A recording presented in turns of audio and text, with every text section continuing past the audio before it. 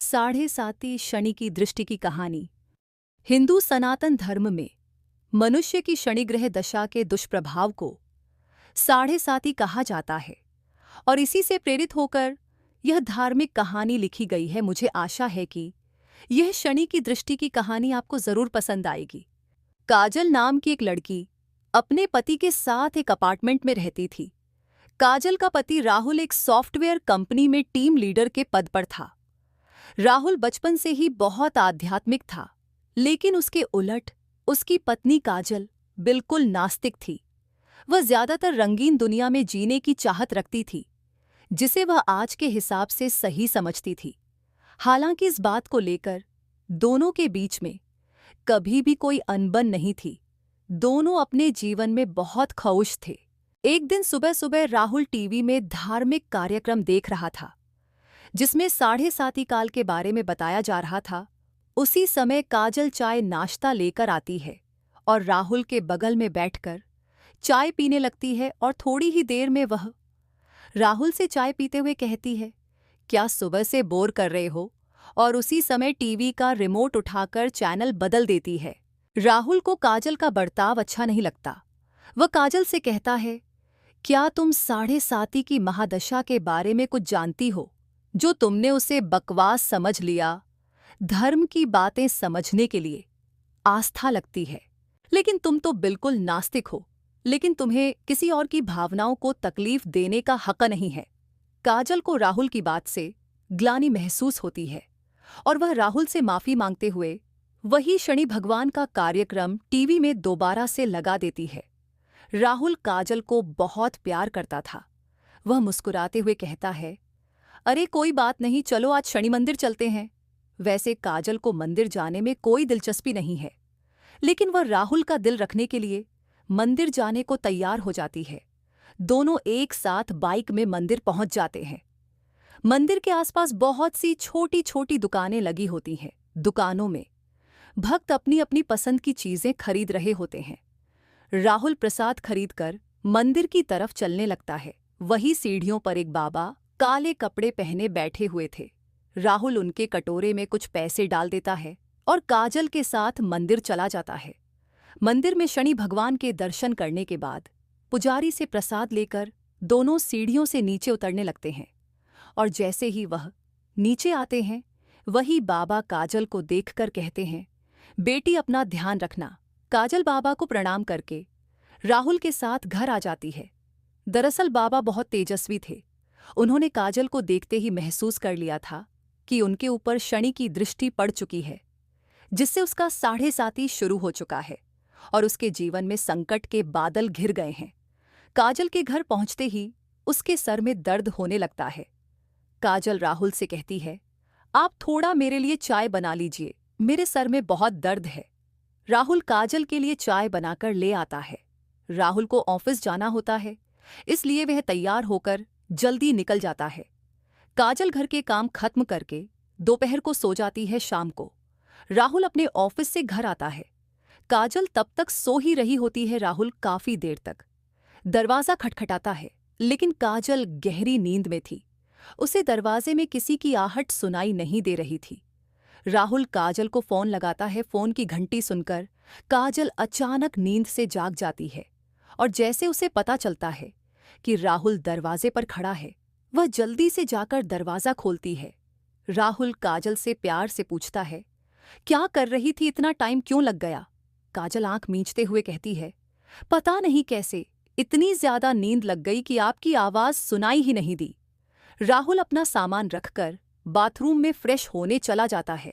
उसी समय राहुल के मोबाइल में एक मैसेज आता है। काजल की नजर अचानक मोबाइल पर पड़ती है। उसमें दिल के निशान के साथ प्यार भरा संदेश दिखाई देता है। मैसेज देखते ही काजल के रोम रोम में आग लग जाती है, क्योंकि वह अपने पति से बहुत प्यार करती थी और यदि वह बेवफा निकल गया तो उसे बर्दाश्त नहीं होगा। काजल की आंखों से आंसू निकल आते हैं। उसी समय राहुल बाथरूम से बाहर निकल आता है।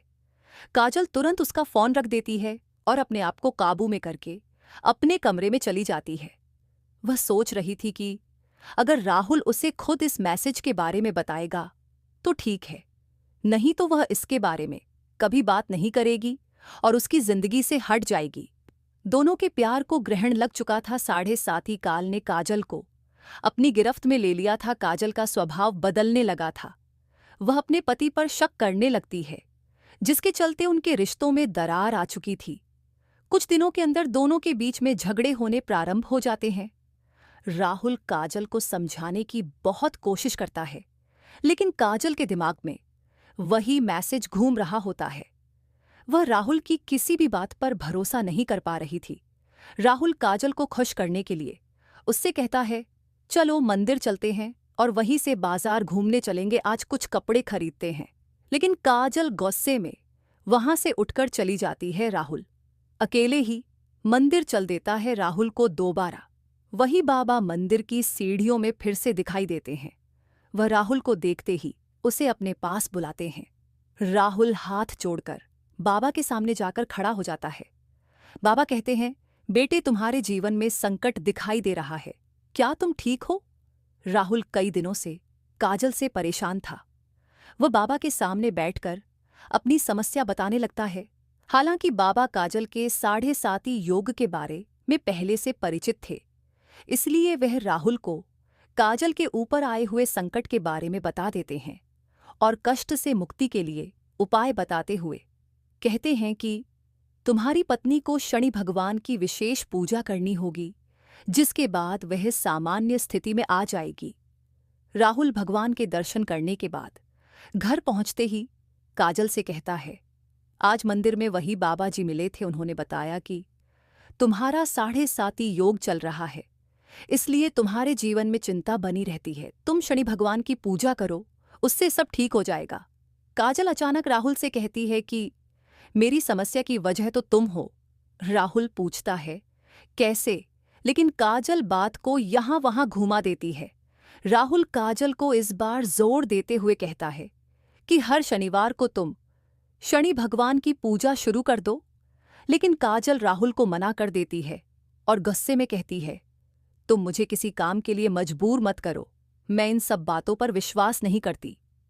राहुल को समझ में नहीं आ रहा था कि वह अपनी पत्नी को शनि के प्रकोप से कैसे बचाई। वह दोबारा मंदिर की तरफ जाता है और बाबा को ढूंढने लगता है, लेकिन बाबा वहां से जा चुके होते हैं और अब वह अगले हफ्ते यानी अगले शनिवार ही यहां आएंगे। राहुल के पास तब तक का वक्त नहीं था, क्योंकि वह समझ चुका था कि अगर यह सब ठीक नहीं हुआ तो काजल और उसका रिश्ता टूट जाएगा। वह काजल से बहुत प्यार करता था, वो उसके बिना जीने की कल्पना भी नहीं कर सकता था। राहुल मंदिर में पुजारी जी से बाबा के बारे में जानकारी लेता है, लेकिन पुजारी जी को बाबा के बारे में कुछ पता नहीं था। वो कहते हैं, बेटा मैं यहाँ सुबह से आता हूँ, लेकिन मैंने आज तक किसी बाबा को सीढ़ियों पर बैठे नहीं देखा, पता नहीं तुम किसकी बात कर रहे हो। राहुल को ताज्जुब होता है, क्योंकि वह 2 बार बाबा को मिल चुका था। वह शनि भगवान के सामने हाथ जोड़कर कहता है, प्रभु मुझे बाबा से मिलना है। और इतना कहते ही राहुल मंदिर से नीचे उतरने लगता है। अचानक सीढ़ियों में उसके सामने बाबा प्रकट हो जाते हैं और उसे एक शनि भगवान की मूर्ति देते हैं और कहते हैं, इसे अपने घर में रख लेना और इन्हें तेल से स्नान कराना, तुम्हारा कल्याण होगा। और इतना कहते ही बाबा अचानक राहुल के सामने से ओझल हो जाते हैं। राहुल समझ जाता है ये कोई साधारण बाबा नहीं, बल्कि तेजस्वी आत्मा है। राहुल अपने घर पहुंचकर शनि भगवान की मूर्ति स्थापित कर देता है। राहुल जैसे ही वह मूर्ति को तेल से स्नान कराता है, काजल पीछे से आकर जोर जोर से चिल्लाने लगती है और कहती है, खुद चरित्रहीन होकर ये ढोंग मत करो अपनी गलती छुपाने के लिए। तुम शनि भगवान का सहारा ले रहे हो, अपने आप को आईने में देखो तो पता चलेगा कि तुम कितने घटिया इंसान हो। काजल की इतनी अभद्र बातें सुनते ही राहुल के पैरों तले जमीन खिसक जाती है। उसने उम्मीद भी नहीं की थी कि काजल उससे कभी इस लहजे से बात करेगी। राहुल शांत स्वभाव का था। वह काजल को शांत करते हुए पूछता है, क्या हुआ काजल, आराम से बात करो। काजल तुरंत उसका मोबाइल लाकर वही मैसेज उसके सामने रख देती है। राहुल काजल से पूछता है, ये क्या है? काजल तुरंत कहती है, तुम बताओ ये क्या है और कौन है जिसने तुम्हें यह मैसेज भेजा है? राहुल काजल की बात सुनकर मुस्कुराने लगता है और कहता है, अरे पागल, यह मैसेज उस लड़की ने मुझे नहीं भेजा था, बल्कि कंपनी में काम कर रहे मेरी टीम के एक लड़के ने उस लड़की को भेजा था और उस लड़की ने मुझसे उसकी शिकायत करने के लिए वह मैसेज मुझे फॉरवर्ड किया था। ये बात सुनते ही काजल का दिमाग शून्य हो जाता है। उसे कुछ समझ नहीं आता। वह जमीन पर बेसुध होकर बैठ जाती है। राहुल उसके बगल में बैठकर उसका हाथ पकड़कर पूछता है, क्या तुम इतने दिनों से इस मैसेज की वजह से मुझसे झगड़ा कर रही हो? तुम पागल तो नहीं हो गई? एक बार मुझसे पूछ तो लिया होता। मैं तुम्हारे अलावा किसी और लड़की के बारे में सोच भी नहीं सकता। काजल जोर जोर से रोने लगती है और राहुल के गले लग जाती है। अनजाने में ही सही, लेकिन शनि भगवान की कृपा से काजल को 7.5 योग से छुटकारा मिल जाता है। दोनों के जीवन में फिर से खुशियों को न्योता मिल चुका था। शनि भगवान के विराजमान होते ही दोनों के बीच झगड़े की वजह ही समाप्त हो चुकी थी और उनके जीवन में खुशियों ने फिर से दस्तक देना शुरू कर दिया था। और दोनों के जीवन के कष्टों की समाप्ति के साथ ही धर्म की यह कथा समाप्त भी हो जाती है। दोस्तों, आपको ये कहानी कैसी लगी हमें कमेंट करके ज़रूर बताएं। ऐसी ही ज्ञानवर्धक वीडियो के लिए हमारे चैनल को सब्सक्राइब करें। वीडियो को ज़्यादा से ज़्यादा शेयर और लाइक करें। धन्यवाद।